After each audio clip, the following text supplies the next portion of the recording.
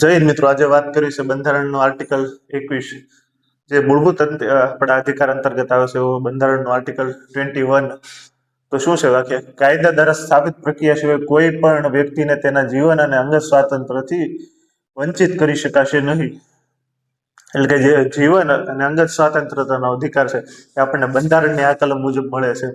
અને જ્યારે કોઈ વ્યક્તિ કોઈ પણ પ્રકારના, જ્યાં સુધી કોઈ ગુનામાં અથવા બીજી સજામાં ન સંકળાયેલો હોય ત્યાં સુધી એની પાસેથી જીવન જીવવાનો અધિકાર અને અંગત સ્વાતંત્ર્યનો અધિકાર છે એ છીનવી શકાશે નહીં.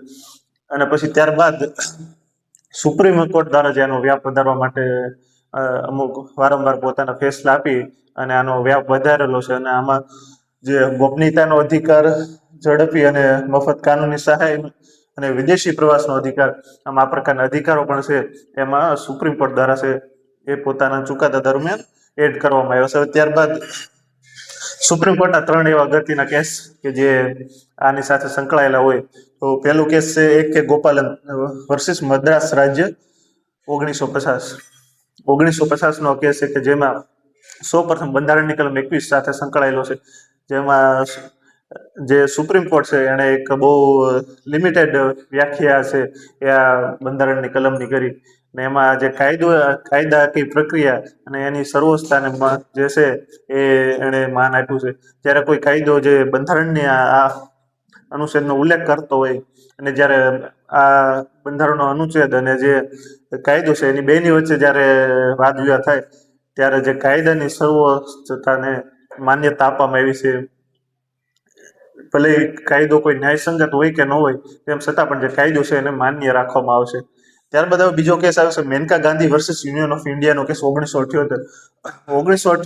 જે Maneka Gandhi versus union of ઇન્ડિયાનો કેસ, તો શું હતો કે જ્યારે મેનકા ગાંધી પોતે વિદેશમાં જતા એટલે ત્યારે એનો પાસપોર્ટ અટકાવી દેવામાં આવે છે અને જાહેર હિતમાં તેને અટકાવવામાં આવે છે એવું તેને કહેવામાં આવે. સ્પષ્ટ કારણ જે છે એ તેમને નથી આપવામાં આવતું કે તેમની અટકાયત કયા કારણોસર થઈ છે.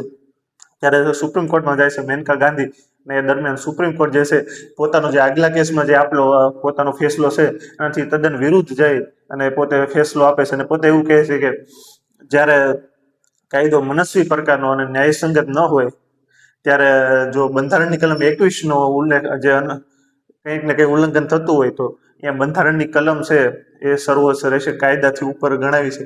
અને સુપ્રીમ કોર્ટે જે છે અહીંયા કાયદાનો જે પોતે રદ કરી શકે છે.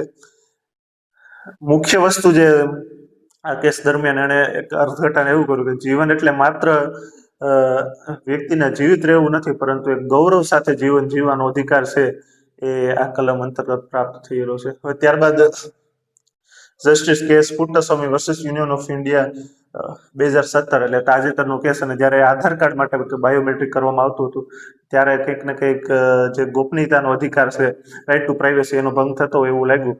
અને આ કેસ દરમિયાન જે રાઇટ ટુ પ્રાઇવસી, ગોપનીયતાનો અધિકાર છે એ પણ બંધારણની આ કલમમાં એડ કરવામાં આવ્યો.